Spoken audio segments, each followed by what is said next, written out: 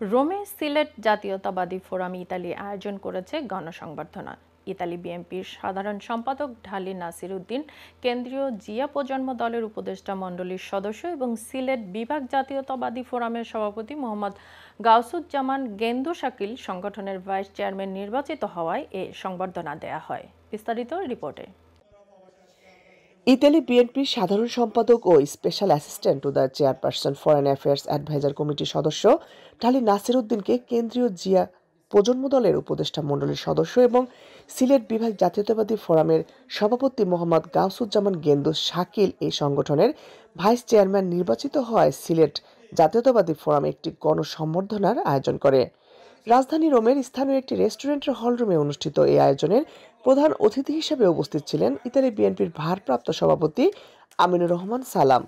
আয়োজনে সভাপতিত্ব করেন সিলেট বিভাগ জাতীয়তাবাদী ফোরামের ভারপ্রাপ্ত সভাপতি আমানুদ্দিন স্বপন এবং পরিচালনা করেন সংগঠনের সাধারণ সম্পাদক জাহিদুল হক মুকুল। দীর্ঘ স্বৈরাচার শাসনামলে দলের মাঠ পর্যায়ের কর্মীদের ভূমিকা ছিল স্মরণীয়। সেই সঙ্গে প্রবাসীয় ইতালি বিএনপির কার্যক্রম ছিল অগ্রভাগে, বললেন নেতৃবৃন্দ।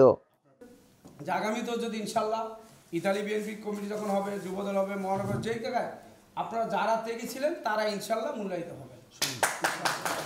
আমাদের ভিতরে প্রতিযোগিতা থাকবে, আমাদের ভিতরে কোনো প্রতিহিংসা নাই, আমাদের ভিতরে কোনো আঞ্চলিকতা নাই, কারণ আমরা সকলে বাংলাদেশি।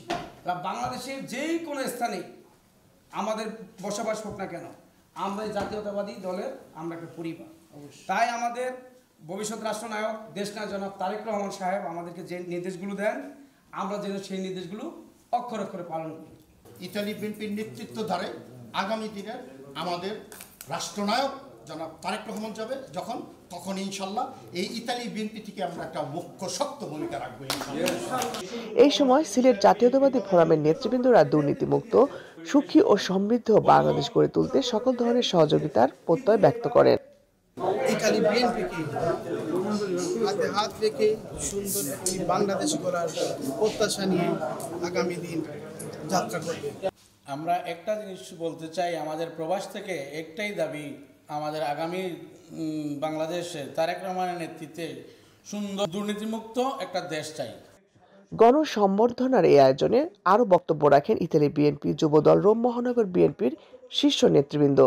আয়োজনের সার্বিক সহযোগিতায় ছিলেন সংগঠনের সহসভাপতি মুসলিম মিয়া, যুগ্ম সাধারণ সম্পাদক বিজয় কর, সহযুগ্ম সাধারণ সম্পাদক আরিফিন আরিফ, সাংগঠনিক সম্পাদক আতিক রহমান, খোকন আহমেদ, প্রচার সম্পাদক কয়েস আহমেদ। লাবণ্য চৌধুরী, আয়ন টিভি নিউজ।